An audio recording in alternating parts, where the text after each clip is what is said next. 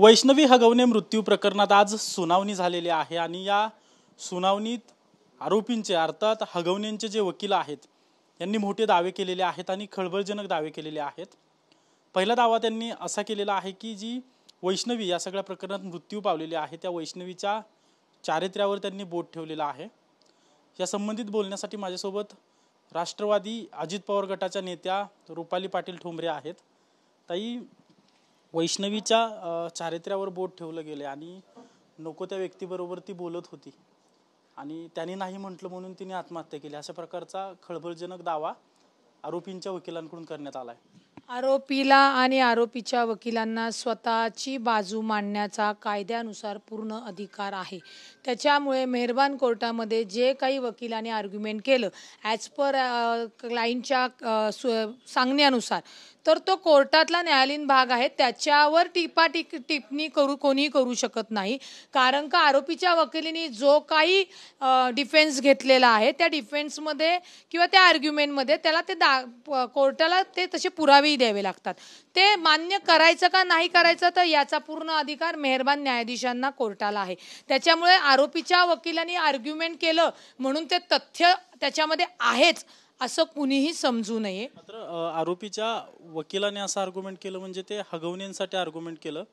वैष्णवी गेल्यानंतर अशा प्रकारचं आर्ग्युमेंट करणं, चारित्र्यावर एक बोट ठेवणं हे कितपत योग्य आहे किंवा हे कशासाठी? कायद्या हा भावनेवर नाही चालत। जी काही हगवण्याची ठीक आहे की घटना झालेली आहे, परंतु ती सत्य घटना कोर्टासमोर येणं याच्यासाठी कुठलंही कोर्ट हे भावनेवर चालत नाही। ते डॉक्टर बाबासाहेब आंबेडकर यांच्या संविधानावर आणि घटनेवरच चालतं, हे आपण लक्षात घ्या। आपल्याला माणूस म्हणून त्या भावना आहेत किंवा त्या गोष्टी आहेत म्हणून कोर्ट ते भावनेवर विचार करत नाही। आता आपण हगवणेंनी जो स्वतःच्या बचावासाठी तिच्या चारित्र्यावर हनन केलं, परंतु त्यांनी जरी चारित्र्यावर हनन केलं त्यांचा तो दावा फोल ठरताना दिसतोय। कारण का हगवणेंची जी कृती आहे, जी चांदीची भांडी घेतली ती जप्त आहेत किंवा तिला सतत याच्या आधी तिने आत्महत्याचा प्रयत्न केला, त्याच्यानंतर तिने मरताना चिठ्ठी लिहून घेतली। बरं ठीक आहे, एवढं सगळं होत असताना तिच्यावर पोस्टमार्टम रिपोर्टमधनं 29 अंगावर खुणा आहेत। याचाच अर्थ हगवणेचा परिवारातील म्हणजे तो शशांक आहे हा तिला मारत होता, झोडत होता आणि ह्या सगळ्या त्रासाला कंटाळून जो काही तुम्ही मुलाचा फोन म्हणजे वगैरे कॉन्टॅक्ट सांगतायत त्याचेही सगळे तपास पुढे येतील। परंतु ती एखाद्या परपुरुषाशी बोलली म्हणजे तिचे संबंध झाले आणि तिचं चारित्र्य हाणणे असं होत नाही, ते कोर्टालाही कळतं। आणि जर तिचं चारित्र्य घाण होतं तर तिला तुम्ही मारायची नव्हती ना, तुम्ही तिला तिच्या घरी सोडायची होती, तुम्ही डिवोर्स घ्यायचा होता। तुम्हाला कायद्याने आहे की तुम्हाला असं कायद्याने हगवण्यांना कोणता अधिकार नाही दिला की तुम्ही तिला आत्महत्येला प्रवृत्त करा। त्याच्यामुळे हगवण्यांनी जो काही बचाव घेतलेला आहे तो फोल ठरताना दिसतो। त्याच्यावर टीका टिप्पणी मी करणार नाही कारण का कोर्टातलं हे कामकाज आहे। आणि राहिला विषय वैष्णवीचा, तर वैष्णवीला मरायला प्रवृत्त करणारेच हगवणे आणि म्हणून आत्महत्येला प्रवृत्त केलं या गुन्ह्या अंतर्गतच त्यांच्या सगळ्यांवर ही कारवाई करण्यात आलेली आहे। आणि ह्या केसमध्ये म्हणजे तिचे सरकारी वकील किंवा त्यांचे वकील हे ते तिथे हेच करतील। या केसमध्ये त्यांना नक्की शिक्षा होईल। समजा त्यांना डिस्ट्रिक्टला शिक्षा झाली तर हगवण्यांना अधिकार आहे ते सेशनला जातील। ताई, ज्यावेळी तुम्ही सांगताय किंवा हे जगासमोर आलेलं आहे तिचा मृत्यू झाला त्यावेळी तिच्या अंगावर 29 हाणमारीच्या खुणा होत्या आणि वकिलांकडून असा युक्तिवाद केला गेलाय की ती सुसाईड टेंडन्सीची होती। मी पुन्हा सांगते, युक्तिवाद आहे। जर ती सुसाईड टेंडन्सीची होती तर तुम्ही तिला मारलं का? त्यांना म्हणजे या गोष्टीवरनं 2 वर्ष झाले तिच्या लग्नाला, आर्ग्युमेंटच्या याला तुम्ही त्याच्यावर टीका टिप्पणी आपण डिबेट करतो तसं नाही करू शकत। त्यांनी सांगितलं तरी सुद्धा पोलिसांनी त्यांना कस्टडी दिली ना, हेही महत्त्वाचं। मेहरबान कोर्टाने ते कस्टडी दिली ना। आता त्यांनी जो काही उलट जे काही विषय सांगितलेला आहे की ती कुठल्या पुरुषाशी बोलत होती, काढा सगळे तपासामध्ये। जसं तिचं निघणार आहे तसे हगवण्यांचे पण सगळे निघणार आहेत। त्यामुळं याच्यामध्ये पळवाट भावनिक कुठलीही कोर्ट या हगवण्यांना किंवा त्यांच्या वकिलांना देणार नाही याची मला खात्री आहे। कायदेशीर पद्धतीनेच या सगळ्या गोष्टी चाललेल्या आहेत।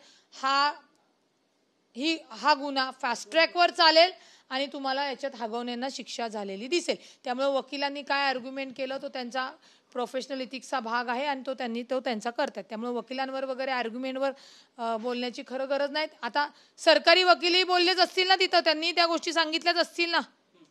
जसं तुम्ही आरोपांच्या वकिलाचं सांगताय ते वकिलांचं काम आहे. 40 लाखाची गाडी हुंड्यात दिली असं वैष्णवीच्या वडिलांनी माध्यमांना देखील सांगितलंय. गाडी देखील ती पोलिसांनी जप्त केली जी हुंड्यात दिलेली आहे ती. पण आता वकिलांकडून असा युक्तिवाद करण्यात येतो की आमच्याकडे 5 कोटींच्या गाड्या आहेत, आम्ही 40 लाखाची गाडी का घेऊ. तुमच्याकडे 5 कोटींच्या गाड्या आहेत तर तुम्हाला 25 लाखाची गाडी देत होते, तुम्ही का मागितली 40 लाखाची.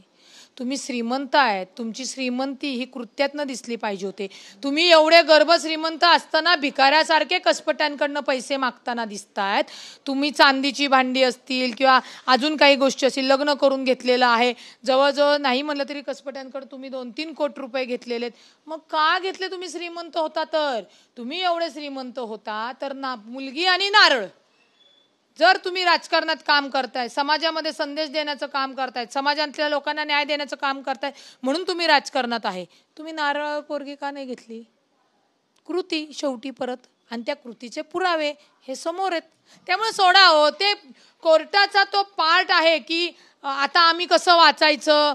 आणि आरोपी जरी असेल तरी कोर्टाकडनं त्यांना ती मुभा दिली जाते, पण ती सिद्धही होणं तेवढंच गरजेचं असतं. त्याच्यामुळे कोर्टावर टीका टिप्पणी करण्यापेक्षा जेवढे इव्हिडन्स आहेत ते सगळे गोळा करून कोर्टाकडे चार्जशीट मजबूत होणे आणि वर्षाच्या आत या केसचा निकाल लावणे.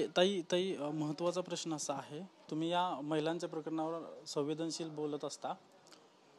सगळं हे झाल्यानंतर एक महिला म्हणून नेमकं तुमच्या भावना काय आहेत की ती गेलेली आहे वैष्णवी, तर चाट करणाऱ्या व्यक्तीने त्रास दिला असेल म्हणून तिने आत्महत्या केली किंवा अशा प्रकारचे दावे जेव्हा होतात, म्हणजे मृत्यूनंतर देखील तिच्या चारित्र्यावर बोट ठेवण्याचा हा प्रयत्न केला जातो. अगदी ही हगवण्यांनी दिलेलीच माहिती असणारे वकिलांना वकील मनाचे सांगणार नाहीत, हे कितपत योग्य आहे. काय महिला म्हणून तुम्हाला काय वाटतं. महिला म्हणून मला या गोष्टीचा फार त्रास होतो आणि त्याच त्रासामुळे मी ते वैष्णवीचं बाळ हे दुसऱ्या दिवशी आजी आजोबांकडे दिलं. लक्षात घ्या, हगवण्यांनी काय सांगायचंय काय नाही. हगवण्यांची 7 पिढ्या किती, म्हणजे त्यांचे वडील काहीतरी राजकारणामध्ये होते. काय हगवण्यांनी शिकवण घेतली तुम्हाला. तुमच्या सुना म्हणजे ज्या करून आणलेल्या आहेत, जगा आणि जगू द्यापर्यंत तुम्ही जर वागवू शकत नसाल आणि तुम्ही जे या हिटलरशाही पद्धतीने तिला त्रास देऊन आत्महत्येला प्रवृत्त केलं असेल तर अशा लोकांमध्ये खरं पोरी दिलंच नाही पाहिजे. यांच्या पोरांची लग्नच नाही झाली पाहिजे. कशासाठी तुम्ही एवढं केलेलं आहे. हगवण्यांचा एक अत्याचार वाढला म्हणून अख्खं हगवणं कुटुंब आज तुम्हाला आतमध्ये दिसते. हेच जर तुम्हाला वैष्णवीच्या काही वागणूक चुकीच्या दिसल्या असत्या, तुम्ही तिच्या घरी सांगितलं असतं, वेळोवेळी दखल घेतली असती, त्या पद्धतीने जसं तुमच्या लेकीला तुम्ही सांभाळताय तसं जर सांभाळलं असतं तर ही वेळ आली असती का हो.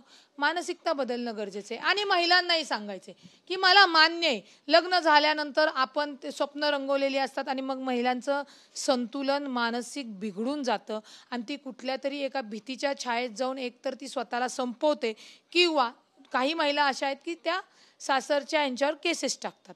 परंतु ते मनोबल खचून न देता महिलांनी सक्षमपणे आपला जीव गमवू नये माझं असं म्हणणं आहे. जे काही तुम्हाला त्रास दिलेला आहे आपण त्याच्याबद्दल लढलं पाहिजे आणि मेहरबान कोर्टावरही आपण विश्वास ठेवला पाहिजे. ती काळाची गरज आहे. परंतु आपल्या घरात हगवणे होऊ नये म्हणून प्रत्येक व्यक्तीने, मुलगी असो की सून असो, समानतेने जगा आणि जगू द्या आणि पोरांचे संसार झाले पाहिजेत या दृष्टिकोनातनं हगवण्याच्या केसमध्ये मी सांगते. कारण का मला काही अशा केसेस आहेत की काही सुना सासू सासऱ्यांना पण छळतात, त्रास देतात, पण त्या केसेस प्रत्येक वेगवेगळ्या आहेत. हगवण्याच्या केसमध्ये सुनांना जगा आणि जगू द्या याने जर संसार मुलांना करून दिले तर ही वेळ येत नाही. नक्कीच आपण पाहतोय की हा सगळा युक्तिवाद आज शिवाजीनगर न्यायालयात झालेला आहे. जो काही हगवण्यांचे जे वकील आहेत, अर्थात हगवणे आरोपी आहेत आणि आरोपींच्या वकिलांनी जे युक्तिवाद केलेला आहे, वकिलांचं काम असतं की आपण ज्याची बाजू मांडतोय त्याला वाचवण्याचं काम असतं आणि ते त्या वकिलांनी केलेलाच आपल्याला पाहायला मिळतंय. कॅमेरा पर्सन सुशांतसह अजिंक्य थायगुडे, TV9 मराठी, पुणे.